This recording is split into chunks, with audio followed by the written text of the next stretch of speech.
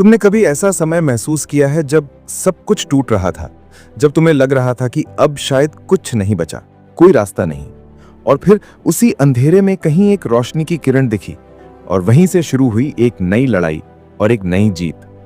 ये कहानी है एक ऐसे इंसान की जिसने कभी हार नहीं मानी, जिसका नाम है बेन होरोविट्ज, और उसने जो सीखा उसे एक किताब में लिखा, the hard thing about hard things. ये कोई फॉर्मूला बेस्ड मोटिवेशनल किताब नहीं है, ये एक ऐसे आदमी की जमीनी सच्चाई है जिसने अपनी कंपनी को मौत के मुंह से खींचकर निकाला। और आप सुन रहे हैं ऑडिबल एआई, जहां हम दुनिया की बेस्ट किताबों को आपकी भाषा में आपके दिल तक पहुंचाते हैं। बेन कहते हैं कि सबसे मुश्किल चीजों के बारे में कोई आसान जवाब नहीं होता। जब हर फैसला दर्द देता है, तभी असली लीडरशिप की पहचान होती है। एक वक्त था जब उनकी कंपनी बुरी तरह गिर रही थी, पैसे खत्म हो रहे थे, लोग जा रहे थे, इन्वेस्टर पीछे हट रहे थे, और उसके बावजूद उन्हें हर सुबह उठकर टीम को मोटिवेट करना होता था। उन्हें खुद नहीं पता होता था आगे क्या होगा, लेकिन वो दूसरों को उम्मीद देते थे। बेन इसे कहते हैं द स्ट्रगल, वो संघर्ष जो हर उद्यमी की जिंदगी में आता है। जब तुम अकेले होते हो, जब तुम्हारे फैसले तुम्हारे सबसे करीबी दोस्तों की नौकरी छीन सकते हैं, जब तुम्हें अपनी ही काबिलियत पर शक होता है, और फिर भी तुम्हें मुस्कुराकर आगे बढ़ना होता है। उन्होंने कहा था, स्ट्रगल ही असली जर्नी है। अगर तुम इससे नहीं गुजरे तो शायद तुमने सच में लीड नहीं किया। एक लीडर की सबसे बड़ी परीक्षा तब होती है जब उसके सामने दो बुरे विकल्प होते हैं, जहां कोई भी फैसला सही नहीं लगता, लेकिन फैसला लेना जरूरी होता है। बेन ने बताया कि एक बार उन्हें अपनी कंपनी में अपने सबसे करीबी दोस्त को निकालना पड़ा था। वो जानता था कि यह फैसला सही है कंपनी के लिए, लेकिन दिल के लिए सबसे मुश्किल।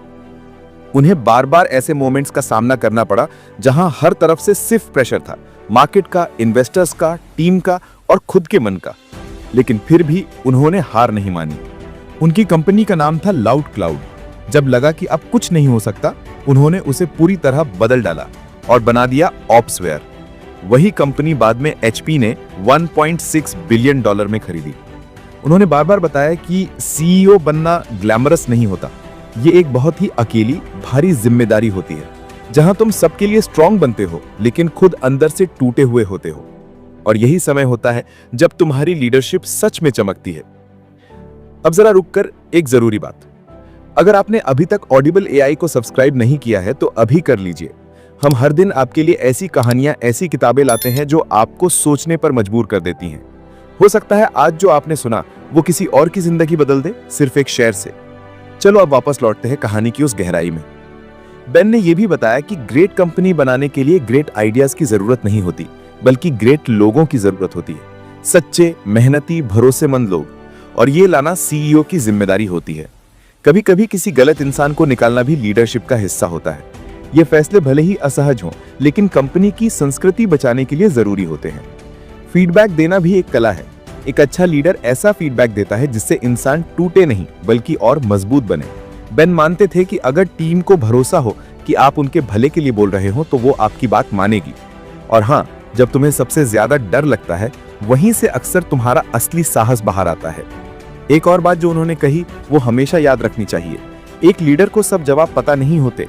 कई बार तुम्हें भी नहीं पता होता कि तुम सही हो या नहीं, लेकिन फिर भी तुम्हें बोलना पड़ता है, चलना पड़ता है, और यही चीज तुम्हें दूसरों से अलग बनाती है।